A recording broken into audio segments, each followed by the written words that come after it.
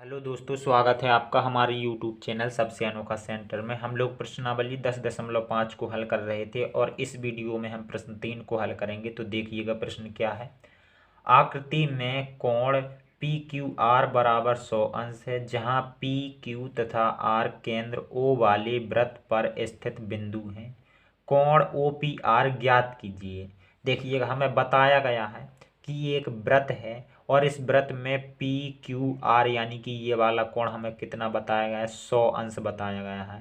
और बोला गया है कि ओ पी आर यानी कि ये वाला कोण बताइए कितने अंश का है। ठीक है, तो देखिएगा, हमें पहले जो दिया जा रहा है उसे हम लोग यहाँ पर लिख लेंगे। तो हमें बताया जा रहा है कोण पी क्यू आर बराबर कितना बताया जा रहा है, 100 अंश। तो यहाँ पर हम लोग लिख लेंगे 100। और हमें ज्ञात क्या करना है, कोण ओ पी आर बराबर हमें निकालना है। तो ये हमने इसके बराबर में क्वेश्चन मार्क लगा लिया। अब देखिएगा यहाँ पर ये जो हमारी इस वृत्त की चाप है पी आर, ये वाली चाप जो पी आर है, ये दो कोण बना रही है। एक तो ये वाला कोण रहा हमारा, ये रहा हमारा कोण, और ये कोण हमारा ये रहा। ठीक है, ये वाली चाप जो है दो कोण बना रही है। एक तो ये वाला कोण रहा और ये वाला कोण है हमारा। ठीक है, और हम लोग जानते हैं कि यदि एक ही चाप दो कोण बनाए, एक तो हमारा केंद्र पर बन रहा है और एक एक वृत्त के किसी और बिंदु पर बन रहा है, क्यू बिंदु पर बन रहा है। ठीक है, तो हम आपको बता रहे थे कि हम लोग जानते हैं कि एक ही चाप के द्वारा दो कोण बन रहे हों, एक वृत्त के केंद्र पर बन रहा हो और एक वृत्त के किसी और बिंदु पर बन रहा हो, तो जो वृत्त के केंद्र पर बना कोण होता है वो किसी और बिंदु पर बने कोण का दुगना होता है। ठीक है, तो यहाँ पर हम लोग कह सकते हैं जो हमारे पास में प्रतिवर्ती कोण पी ओ आर है। प्रतिवर्ती क्यों? क्योंकि ये वाला कोण तो हमारा पी ओ आर कहलाता है और इसके दूसरे तरफ का कोण हमारा प्रतिवर्ती कहलाता है। ठीक है, तो हम लोग कह सकते हैं प्रतिवर्ती कोण पी ओ आर ये बराबर होगा इसके दुगने के। ठीक है, तो यहाँ पर हम लोग लिख देंगे, यहाँ पर क्या लिखेंगे, प्रतिवर्ती प्रतिवर्ती कोण पी ओ आर बराबर ये हमारा इस कोण का दुगना होगा, यानी कोण पी क्यू आर का दुगना होगा। तो दुगने के लिए 2 लगा दिया, कोण पी क्यू आर। ठीक है, अब देखिएगा यहाँ पर 2 तो हमने ज्यों का त्यों रखा और कोण पी क्यू आर का मान हमें पता है कितना है, 100 है। या फिर यहाँ से देख लीजिएगा पी क्यू आर का मान कितना है, 100 है। तो इसकी जगह पे हमने 100 रख दिया और हम लोग 100 से 2 में गुणा कर देंगे तो ये हमारा आ जाएगा 200। यानी कि ये वाला जो हमारा कोण है ये कितना आ गया है, 200 आ गया है। ठीक है, और हम लोग जानते हैं, हम लोग क्या जानते हैं कि वृत्त का पूरा कोण कितना होता है, 360 अंश का होता है। ठीक है, तो ये हमें पता चल गया ये 200 है।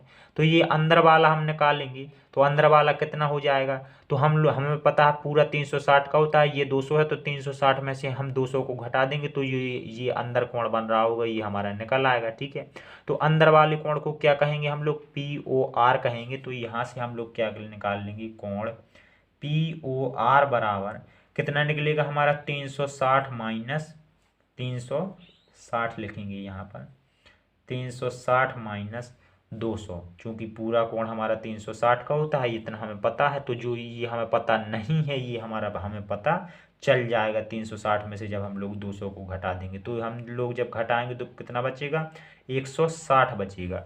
तो ये वाला कोण हमें पता चल गया है कितने का है, 160 अंश का है। ठीक है, तो ये 160 हमारा आ गया। अब देखिएगा हमें तो ये वाला कोण निकालना है ना, कोण पी निकालना है इस वाले त्रिभुज में, पी ओ आर। ये हमारा एक त्रिभुज बन रहा है ना, इस त्रिभुज में हमें कोण पी यानी कि ओ पी आर कोण निकालना है।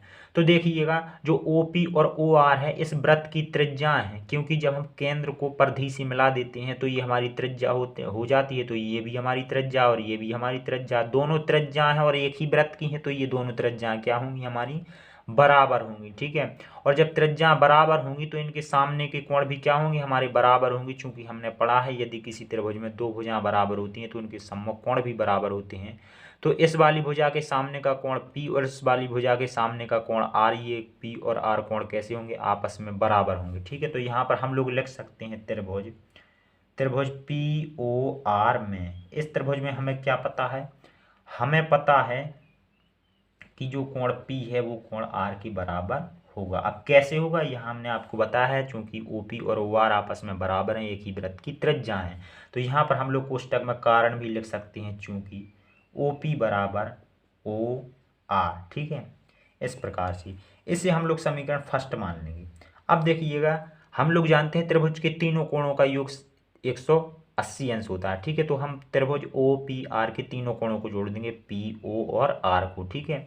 तो यहाँ पर हम लोग त्रिभुज का नाम डाले हुए हैं त्रिभुज POR में, तो इसके हम तीनों कोणों को जोड़ देंगे, कोण P प्लस कोण O प्लस कोण R, और तीनों का योग कितना होता है हमारा 180 अंश होता है, तो ये हमने 180 अंश कर दिया, ठीक है।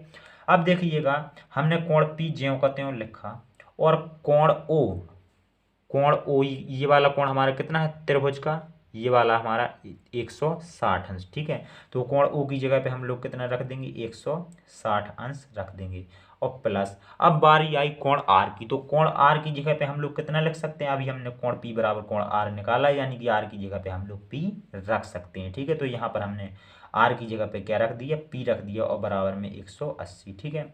अब देखिएगा, एक P ये है, एक P ये है, यानी कि दो बार कोण P आया है, तो इन्हें हम जोड़ देंगे, तो यहाँ पर हो जाएगा हमारा 2 कोण P बराबर है हमारा 180 अंश। अब देखिएगा, हम 160 को 180 की तरफ ले गए, तो ये हो गया हमारा माइनस का 160 अंश, और 2 कोण P बराबर हमारा निकल के आ जाएगा, 180 में से 160 को घटा देंगे तो यहाँ पर आ जाएगा हमारा 20, और जो ये 2 है, 2 और कोण P एक दूसरे के गुणा में है, तो ये 2 जो है दूसरी तरफ जाएगा तो भाग में चला जाएगा, तो हमारा कोण P बराबर आ जाएगा 20 भाग में 2, और जब हम 2 से हम 20 में भाग लगा देंगे तो यहाँ पर आ जाएगा हमारा 10, तो हमारा कोण P बराबर निकल के कितना आ गया है 10।